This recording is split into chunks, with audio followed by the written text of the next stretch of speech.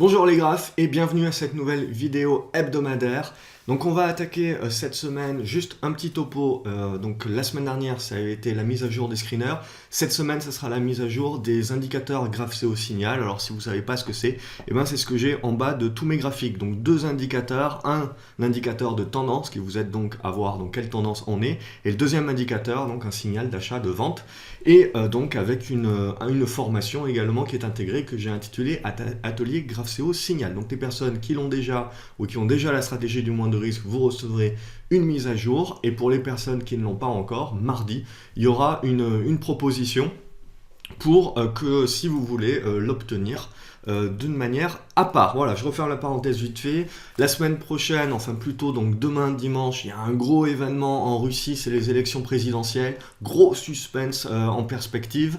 Et donc surtout, beaucoup plus important, ça sera mercredi, réunion de la Fed. Ça peut éventuellement toujours amener un petit peu de volatilité, puisque cette semaine, il faut bien le dire, on n'a pas eu grand-chose, on a eu une neutralité, donc c'est-à-dire on a tout simplement les acheteurs et les vendeurs qui ont trouvé un lien commun, un lieu commun entre nos 5225 points et nos 5265, 270 points. Donc tant qu'on est au milieu, on est au milieu du gué, on est en attente pour la suite. Et donc potentiellement si on arrive à sortir, on le voit sur le CAC 40, si on arrive à sortir, on devrait être dans la capacité de revenir dans cette zone 5350 à 5370 points. Mais là on aura une grosse zone également de résistance. A contrario, si on finit par lâcher nos 5250 points et puis surtout nos 5225 points, on devrait revenir dans cette zone des 5200 points à 5170 où on a entre guillemets le dernier rempart de support. Si on lâche ce rempart-là, les vendeurs reprendront la main et on devrait recommencer à attaquer un petit peu le dur au niveau des supports dans la zone des 5100 points et puis surtout revenir dans cette zone des 5050 voire les 5000 points. On n'en est pas là encore, on est plutôt dans une perspective encore encourageante, même si on voit bien que tant qu'on va rester sous les 5370 points, 5350 points, on reste dans un rebond. Alors ce rebond quand même, il est à noter que il est quand même supporté par pas mal d'acheteurs, on a encore pas mal d'acheteurs dans ce marché-là. Donc ça sera très intéressant, je pense que potentiellement, il a encore du potentiel pour aller chercher ces 5350, 5370, et là ça va vraiment être intéressant de voir la réaction des vendeurs sur ce niveau-là, et ça devrait nous en dire un petit peu plus sur la suite. Et donc la protection, c'est sous 5225, on recommence à réduire la voilure et à se protéger sur la suite. Donc pour le moment, on a envie de dire qu'on est au milieu du gué, mais on n'est pas loin. On n'est pas loin à ce que les acheteurs reprennent un petit peu du poil de la bête pour aller viser un petit peu plus haut. Donc à surveiller la semaine prochaine. Surtout que si on regarde au niveau du Nasdaq, il faut bien dire ce qui est, les marchés américains, alors surtout le Nasdaq qui est sur des plus hauts, c'est pas le cas du S&P et du Dow Jones, mais au niveau du Nasdaq, on est dans une consolidation qui est plutôt flat, plutôt lente, et donc qui continue à conserver ce gap qui était donc sur la zone des 6975 points, 7000 points. Donc tant qu'on conserve ce gap-là, on est dans une consolidation lente, mais on continue de conserver cet élan acheteur. Si on vient à refermer ce gap-là, voilà, on a le gros support, on le voit, sur les 6960 points qui va être supporté par la moyenne mobile à 20 jours. Donc en gros, cette zone-là, ça va être une zone pivot. Tant qu'on reste au-dessus, on est positif sur le Nasdaq et donc ça devrait aider le CAC 40 également à garder la tête au-dessus de l'eau. Si on vient à refranchir à la baisse, ça remettra du doute dans les marchés, et donc là, a fortiori, sur le CAC 40 également, ça devrait également recommencer un petit peu à patiner. Ce qui marche plutôt bien également, c'est le Brent, donc le Brent qui a cassé ici, on voit cette résistance intermédiaire, mais il y a quand même encore un gros bouchon, on voit dans cette zone des justement là des 66,80 et puis derrière une grosse zone 67,90. Donc ça c'est plutôt positif pour les marchés, et on voit qu'on garde la tête au-dessus de l'eau justement grâce au Brent, grâce au Nasdaq, mais on a quand même de sérieuses résistances. Et ce qu'on voit également sur le CAC 40, même si potentiellement on a encore une marge haussière, 5350, 5370, on sent que ça risque d'être un petit peu plus coton, et donc c'est là justement où il faudra observer le marché. Donc là pareil sur le Brent, plutôt positif, mais on est déjà dans le dur, et donc cette zone là, 66, 70, 67, 50, sera très importante pour la suite. Et si on refranchit à la baisse cet oblique-là, et ça sera à nouveau un petit signal. Mais là, toujours pareil, au niveau des indicateurs, etc., on est toujours positif également, mais on continue d'être neutre, mais dans un rebond à l'intérieur de cette neutralité. Si on regarde au niveau de l'or, l'or continue à consolider, on revient sur une zone de support. Là aussi, ça montre que quand même le marché est positif, hein. Donc on a un rebond qui est quand même supporté également par le fait que l'euro-dollar, on va le voir, que l'or également sont plutôt en consolidation, le pétrole en hausse et le Nasdaq également. Et l'euro-dollar, voilà, si on regarde l'euro-dollar, là aussi en consolidation, on est en train de casser un support intermédiaire. Bien évidemment, le gros du support, hein, c'est 1,2080, 1,2180, ça ne change pas trop. Tant qu'on reste au-dessus, on reste dans une consolidation, mais à l'intérieur d'une tendance qui reste haussière à moyen long terme. Et c'est ce gros niveau pivot là des 1,2080 qui sera à surveiller pour la suite. Donc voilà en gros ce qu'on pouvait dire au niveau des indices, donc plutôt au milieu du gué. Ce qui n'a pas empêché, comme je vous l'avais dit, voilà, il y a quand même des opportunités. Alors c'est essentiellement des opportunités de rebond technique, de spéculation entre guillemets. Mais vous avez également des continuations haussières, donc du moindre risque. Donc il y a quand même des choses à faire dans ce marché-là. Il faut quand même rester prudent, être beaucoup plus sélectif et être un petit peu plus réactif également dans ses choix. Mais donc pour cette semaine également, je vous ai fait une petite sélection. Alors Abivax, on en avait déjà parlé. Qu'est-ce qu'on a eu? On a eu finalement la cassure ici. Alors là, on a une réintégration, mais en fait, c'est pas réellement une réintégration. On peut juste juger que il faut retracer un petit peu que le marché en fait ne valide pas réellement l'oblique comme je l'avais tracé à la base, mais on peut voilà, tracer d'autres choses qui sont tout aussi intéressantes. Hop, voilà, comme ceci. Donc là, on a eu la cassure haussière, hop, l'arrêt ici sur les 9,90 et on est en train de faire le pullback. Donc ça, concrètement, c'est un retracement qui amènera un second effet qui se coule. Ce second effet qui se coule, il aura la possibilité de revenir dans cette zone des 10,70 à 10,80. Évidemment, c'est spéculatif, hein. Je n'ai pas besoin de vous le rappeler. Acteos, là, petit à petit, hop, je vais virer ça puisque ça n'a plus lieu d'être, mais petit à petit, voilà, on a un triangle ascendant qui est en cours, hein, comme ceci. Et donc là, si jamais vous avez... Alors on voit que c'est quand même très volatile, hein, donc il faut adapter la taille de position par rapport à cette volatilité-là. Mais derrière, si vous avez la cassure haussière qui se met en place sur Acteos, ça devrait être intéressant, voilà, pour du moindre risque. Alors faites attention quand même à cette volatilité. On voit que ça peut pas mal bouger. Il faut adapter la taille de position. Agrogénération également est en train de retracer, on voit, sur ce support important des 39 centimes d'euros, au-dessus duquel on reste positif. Potentiellement, on va refermer ce gap-là. Mais ça reste, voilà, une baisse qui se fait dans de faibles volumes positifs et une construction qui est en train de se mettre en place. Donc là, évidemment, il va falloir continuer à surveiller, avoir la validation du support pour pouvoir appréhender la suite et potentiellement la validation de retournement. Altis, je vous avais parlé d'un rebond spéculatif sur la valeur, il a eu lieu, il a atteint l'objectif dont on avait pu parler. J'ai personnellement pris mes profits et maintenant il va falloir observer le test de cette résistance-là, parce que c'est réellement la cassure de cette résistance-là qui va permettre de donner un influx supérieur. Et donc derrière, évidemment, cet influx supérieur, on aura la possibilité de mettre un autre plan de trading en place et donc de prendre une nouvelle position par rapport à ce nouveau plan de trading. Donc c'est ça qu'il faudra observer. Amoeba également, c'est spéculatif, hein, mais il y a quand même pas mal de volume, hein, depuis quelques jours. C'est un titre, hein, qui a été discuté dans l'Académie des graphes notamment, et donc le breakout qui a été vu en anticipation et dont les graphes ont pu profiter. Et donc là, vous avez le pullback qui est en train de s'effectuer. Donc là, ça peut être intéressant sur cette zone des 17,50 €, de conserver cette zone-là, ou sinon 16,84 €. Comme il n'y a pas grand monde dans le carnet d'ordre, hein, c'est sûr qu'il suffit d'un gros ordre pour faire justement et créer cette volatilité. Donc C'est pour ça qu'il faut être un petit peu méfiant et bien regarder le carnet d'ordre avant de poser vos ordres. Mais là aussi, c'est toujours bien orienté. Alors au Plata, vous êtes nombreux à me la demander.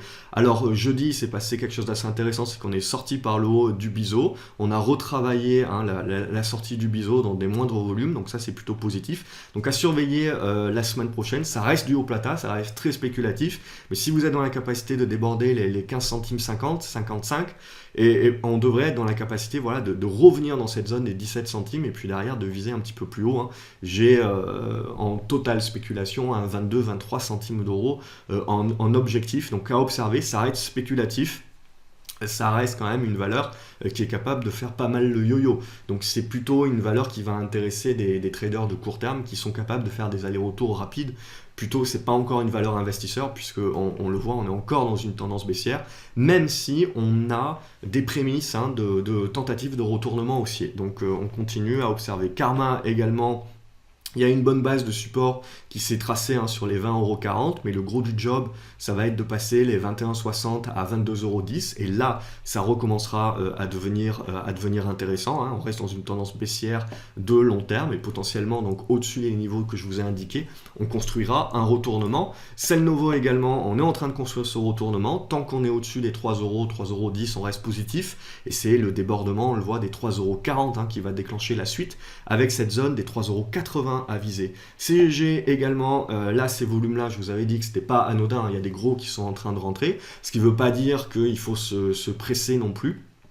Et personnellement, je pense que si on a un retour sur cette zone des 1,50 €, je pense que j'initierai une position puisqu'on voit que ce niveau des 1,50 € va devenir symbolique entre guillemets puisque c'est un chiffre rond, mais également graphiquement c'est un chiffre, c'est un niveau de prix qui a servi à la fois de support résistance et puis à nouveau de support. Donc si on voit bien qu'on a vous voyez, on a ce creux ici, et puis certains reconnaîtront une tasse avec anse. Alors, la anse est encore en train de se dessiner, et potentiellement, voilà, si on a ce retour vers les 1,50 et qu'on les conserve, bien évidemment, on aurait cette anse.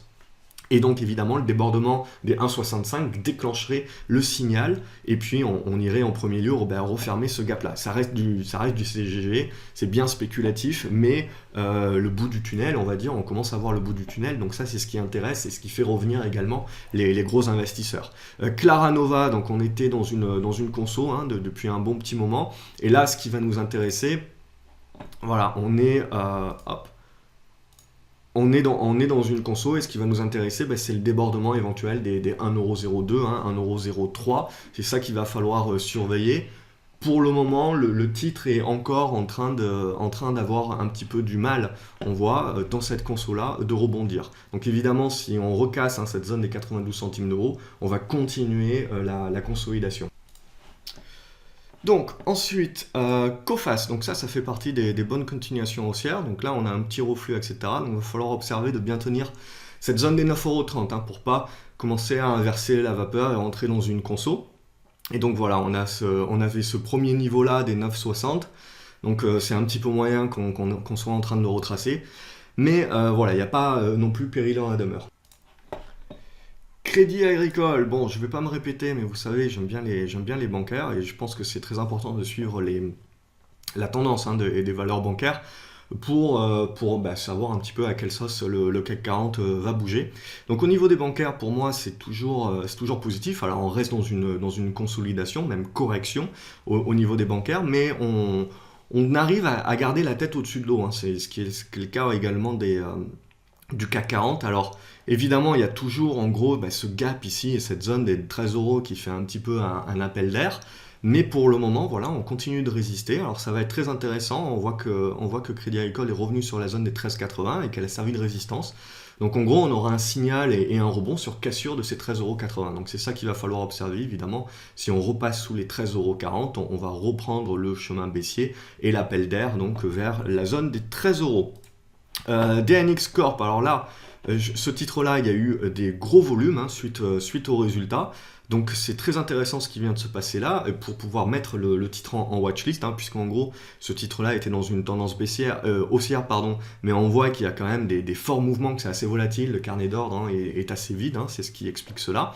Mais là, potentiellement, le fait d'avoir ces résultats-là, le fait d'avoir un gros pic de volume, eh ben, on a un retour des investisseurs qui se remettent à s'intéresser au titre. Donc du coup, on va avoir la construction d'une figure ici qui va être des plus importantes et des plus intéressantes. Et cette capacité de tenir maintenant les 6,30 €, eh ben, ça va permettre de construire le retour d'une tendance haussière un petit peu plus durable, etc. Donc faudra potentiellement observer ça, que c'est pas juste un one-off, hein, et donc de tenir les 6,30 €, c'est ça qui va être le plus important. Et derrière, en fonction de la figure qu'on observera ces prochaines semaines, potentiellement il y aura un signal pour rentrer une position un petit peu plus durable.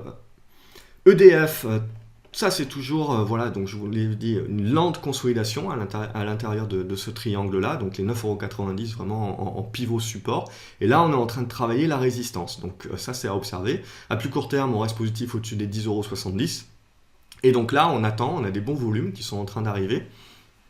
Il va falloir confirmer maintenant donc le dépassement, on le voit, de cette zone des 11,50 € pour finalement refermer ce gap ici et puis retenter hein, les plus hauts vers les 12,30 €. Pour le moment, c'est toujours positif là-dessus. Egide, pareil, on a une bonne base sur les 2,25 €. Faudra déborder cette zone des 2,45 € et a fortiori la zone des 2,60 € pour commencer à réellement insuffler un retournement haussier. Emova Group, c'est spéculatif, mais là aussi vous avez eu des volumes vendredi et la cassure ici de cette oblique baissière intermédiaire. Alors le gros du boulot sera ici sur cette zone des 37 centimes d'euros, 38 centimes d'euros. Si on arrive à se remettre au-dessus, ben on se remettra dans une configuration intéressante pour reconstruire un retournement haussier. Genfit également, alors là, il faut aimer le yo-yo, hein, puisqu'on voit un petit peu la forte volatilité du titre. Ce qui m'intéresse, moi, c'est qu'il y a du volume, donc il y a du monde sur le titre, donc on peut rentrer, sortir, etc. Ce qui m'intéresse également, c'est la mèche qu'on a faite vendredi, donc en se remettant les 22,60 € comme étant support. Sinon, hein, c'est la zone des 22 €. Donc là, on continue de se chercher. Hein. De toute manière, c'est tout à fait normal. On est dans un très long triangle symétrique hein, et on attend l'issue de ce triangle symétrique pour réellement insuffler une tendance. Alors là, on continue de tenir les supports et pour le moment, donc on continue à se chercher, mais c'est en train de se construire et on arrive vers la fin de figure. Donc je pense que d'une manière générale, il va falloir suivre les biotech et notamment les biotech françaises de cette année. Alors les biotech belges jusqu'à maintenant, c'était quand même le top du top. Les biotech françaises avaient tendance un petit peu, dans la majorité des cas, à décevoir. Alors cette année, on a pas mal de résultats qui vont arriver. Donc les entreprises également ont énormément de cash, hein, et puis c'est potentiellement la fin puisque les taux d'intérêt sont en train de remonter. Ils remonteront un jour ou l'autre en Europe également. Donc s'il y a des volontés d'acquisition externe, en gros ça va se passer là. Ça va se passer sur cette année 2018, éventuellement sur 2019. Mais il va y avoir une volonté, je pense, et il y a énormément de titres qui peuvent potentiellement être opéables. Alors ça reste spéculatif, bien évidemment. Ça reste en gros entre guillemets des paris, mais on peut être sélectif sur les dossiers, notamment des dossiers comme ça, comme Genfit, qui ont encore la trésorerie hein, pour pouvoir faire face. Je pense également à Poxel, à Nicox, qui sont également d'autres dossiers. Il y en a d'autres, et si vous avez d'autres dossiers en tête, n'hésitez pas à les partager en commentaire également. Mais voilà, je pense que le secteur des biotech, même si c'est spéculatif et qu'il ne faut pas mettre tout son portefeuille sur des biotech, bien évidemment, je pense que ça peut être intéressant en cette année 2018. On est arrivé à maturité et on devrait avoir les résultats. Bien évidemment, une biotech, hein, des fois ça peut être pile ou face. Et ça peut bien évidemment ne pas fonctionner. Ibrégénix également, donc là c'est une tendance en conso pour le moment. Il y a des volumes qui sont en train de revenir, hein, mais on le voit, c'est ce niveau ici, les 60 centimes d'euros qu'il va falloir dépasser pour retourner la tendance. Implanet, la même chose. Là, c'est une consolidation dans un triangle symétrique. Pour moi, il n'y a pas d'intérêt tant qu'on est sous le niveau des 55 centimes d'euros. À partir du moment où on va redépasser les 55 centimes d'euros, ça va être plutôt bon. Il faudra surveiller cette zone ici de support des 47 centimes d'euros. Si on casse par le bas, évidemment, c'est pas bon. Inat Pharma, là aussi, alors on est en train de travailler et de casser par le bas, donc ça c'est plutôt moyen. Mais donc c'est le débordement des 5,75 €. et a fortiori le débordement des 5,90 € qui permettra de relancer un petit peu le rebond. Ça restera un rebond puisqu'on est dans une lourde tendance baissière, hein. Donc là c'est à observer, pour le moment c'est un petit peu faible, il faudrait revenir au-dessus des 5,60 € assez rapidement pour inverser la vapeur et se remettre dans une bonne configuration pour essayer de casser ce niveau des 5,90 €. Lexibook linguistique là aussi, c'est le dépassement des 1,44 €, 1,45 € qui va déclencher un petit peu la spéculation. Logic Instrument est en train de revenir sur cette zone des 96 centimes d'euros au-dessus de laquelle on reste positif, hein, et donc là aussi c'est très volatile, mais c'est normal sur des petites valeurs comme ça. Avec des carnets d'ordre qui sont assez vides, hein, il faut s'y attendre, et donc il faut l'intégrer dans son plan de trading et dans sa taille de position, comme toujours, pour gérer son risque. Donc là, ça reste toujours positif au-dessus des supports.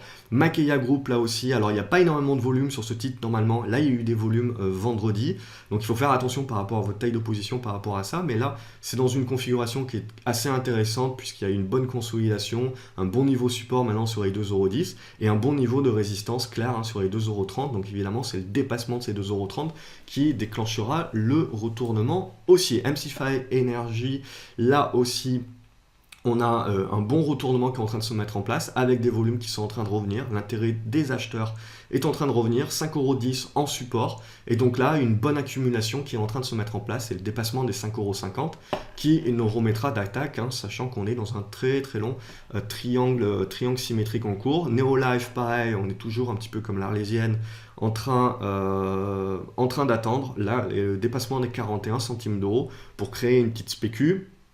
Nexity, là, pas de spéculation, c'est positif, point barre, hein, on voit le niveau des 52,30 € en support. Nicox, comme je vous en avais parlé, là aussi, il faudra dépasser, on voit cette énorme zone ici entre les 9,80 €, 10,10 € et 10,30 € pour réellement relancer la tendance haussière. Là, on est plutôt dans la zone de support au-dessus des 8,90 €. Novacite également, il y a eu des volumes cette semaine, il y a une configuration d'AQ qui est en train de se mettre en place, mais c'est bien et bien le dépassement des 75 à 80 centimes d'euros et qui nous permettra de parler de retournement. Sinon là, quand même, si on arrive à tenir la zone des 70, hein, c'est quand même assez intéressant.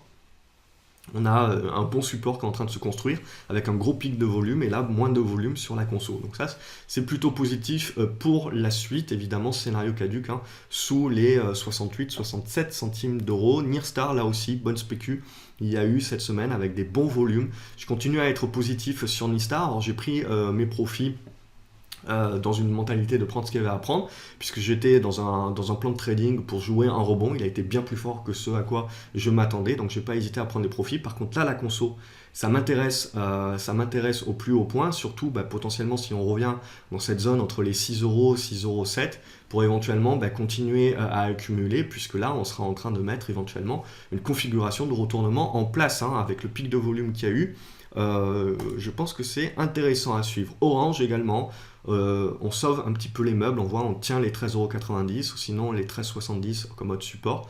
Va falloir dépasser les 14,30 € pour justement reparler d'une tendance haussière, hein.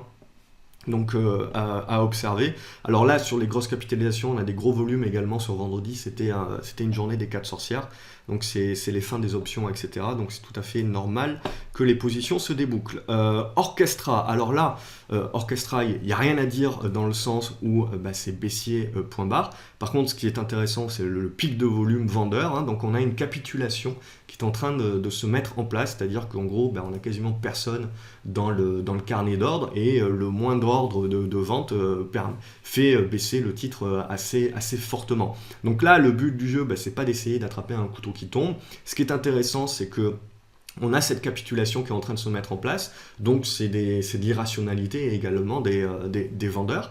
Et nous, ce qui va nous intéresser, c'est donc du coup quand il va y avoir un retour des acheteurs, quand les acheteurs vont trouver que le prix est trop bas et que le marché est irrationnel et que au prix actuel, ça redevient une bonne affaire. Et à ce moment-là, ça sera notre premier signal pour nous dire, Orchestra, on va la remettre dans sa watchlist, dans sa liste de surveillance, et observer un petit peu la configuration qu'elle va être capable de mettre en place pour éventuellement jouer un rebond dans un premier lieu et potentiellement un retournement plus tard. On est encore loin de tout ça, bien évidemment, mais là, voilà, je tenais à vous expliquer. En gros, quand on a des grosses tendances baissières comme ça, des capitulations, ça veut dire qu'on est en train d'arriver sur la fin de la tendance baissière et il faut attendre en fait le stoppage de l'hémorragie. Et ce stoppage de l'hémorragie, ça va être quand on va avoir une mèche basse qui va nous permettre de prouver qu'il y a des acheteurs sur un niveau qui trouvent que c'est une affaire et qui sont prêts donc à investir. Donc pour le moment, on n'y est pas encore. Il faut laisser le titre trouver ce niveau-là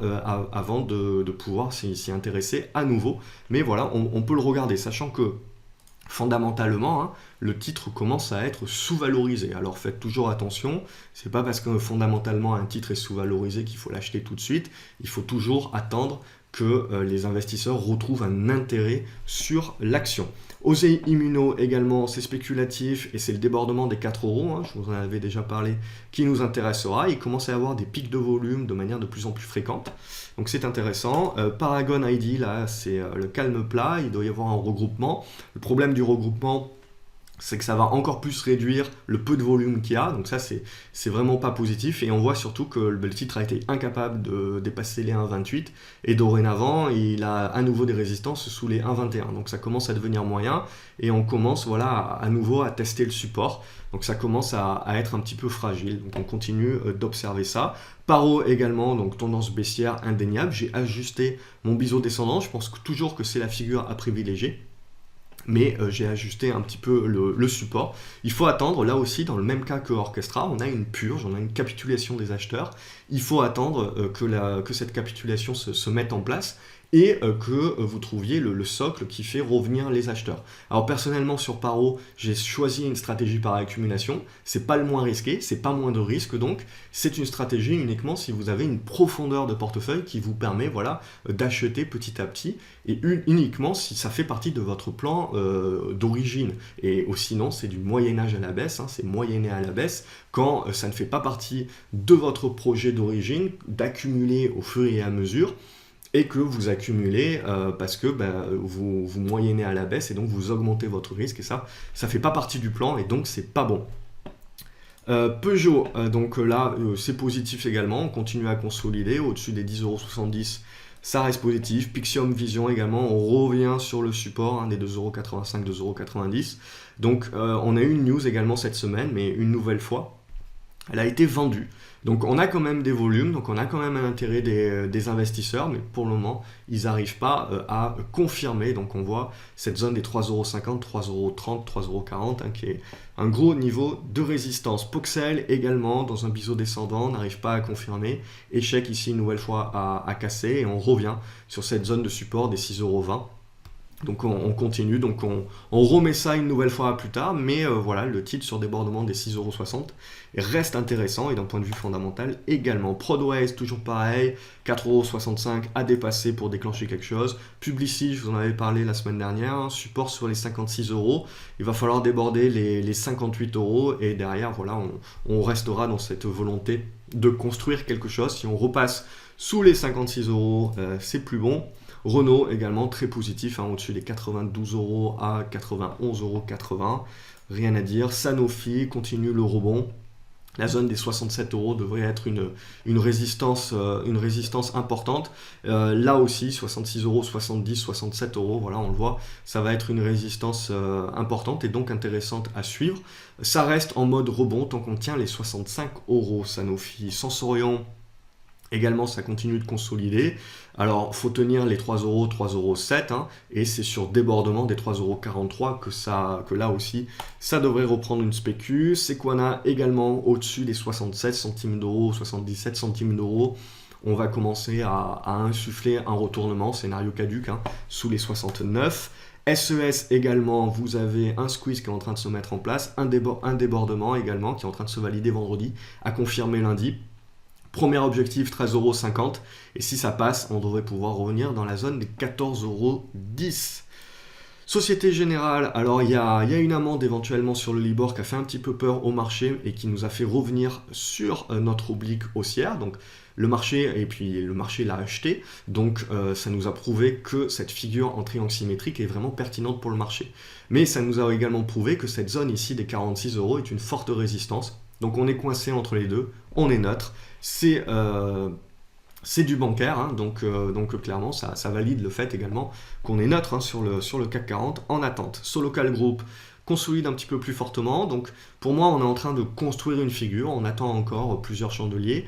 La zone, hein, des 1,05 est clairement la zone de support, et puis à plus court terme la zone des 1,10€ à conserver. Donc Technip également consolide, mais hop, on a sauvegardé, on voit ce support des 23,70€ à 23,50€, donc on a une zone de support ici intermédiaire, et comme je vous l'avais dit la semaine dernière, c'est cette zone ici des 26€, hein, qui est la grosse zone de résistance, dont il faudra s'affranchir, hein, pour véritablement parler de retournement aussi beaucoup plus durable, mais ça continue de bien se construire, et donc on a une grosse zone de support ici sur Technip qui protège pas mal. Tikeo Capital continue sa hausse, cette fois-ci une hausse qui est en train de se faire de manière exponentielle, on est en train de revenir sur les plus hauts, la zone des 24€, 24,02€ en gros support majeur. Total également, ça nous aide bien sur le CAC 40, donc là bam, on a cassé la résistance, on a un bon support sur cette zone des 46,70, et donc derrière c'est ce niveau, hein, des 48,70€ qui va nous intéresser, hein, à pulvériser pour pouvoir insuffler une nouvelle direction haussière, ce qui aidera bien évidemment, comme Total est une grosse cap du CAC 40, le CAC. Et Vallourec également, donc sous fond de recommandation d'achat du BS, on a réussi à s'affranchir des 4,55€, mais on voit qu'il y a encore pas mal de boulot, hein, dans cette zone ici, comprise entre les 4,70€ et les 4,80€. Ça va être les deux prochaines résistances à observer. Et donc dorénavant, le niveau des 4,52€, hein, à 4,45€ en zone de support. Et donc, on va certainement tergiverser entre les deux, en attendant d'avoir une sortie par le haut ou par le bas pour la suite. Oh, sinon, j'avais également Fermentalg. Alors, on n'en a pas parlé depuis un petit moment de Fermentalg, mais on est exactement à la même configuration, donc positif, hein, au-dessus de cette zone des 3,10€, 3,20€. Là, on est, et donc évidemment, à déborder, c'est ce niveau ici important des 3,60€. Et là, ça devrait nous mettre sur des rails.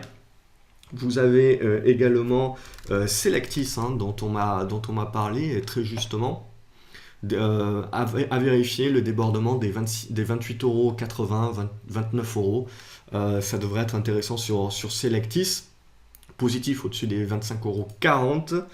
Et puis c'est à peu près tout. Non, j'ai du Reworld Media, donc ça c'est un petit peu plus petit, etc. Et Reworld Media, alors ce qui s'est passé, c'est que je vous en avais déjà parlé, voilà, il y a eu le débordement qui s'est fait, derrière il y a les résultats ont été vendus, et donc on est en train de revenir sur la zone de support.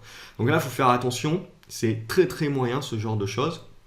Et donc il faut attendre, patienter, et c'est uniquement si on arrive à redéborder assez rapidement et repasser au-dessus de cette zone des 1,80€, et puis a fortiori derrière repasser au-dessus de la zone des 2€, que là ça va redevenir intéressant et qu'on aura juste eu un effet porte de saloon, hein, au niveau des résultats. Sinon, si on est dans l'incapacité là de repasser au-dessus des 1,82€, 83€ assez rapidement, et qu'on continue à tergiverser à l'intérieur de cette figure en léger biseau descendant, comme avant la cassure, et ben là ça commencera à être un petit peu plus moyen.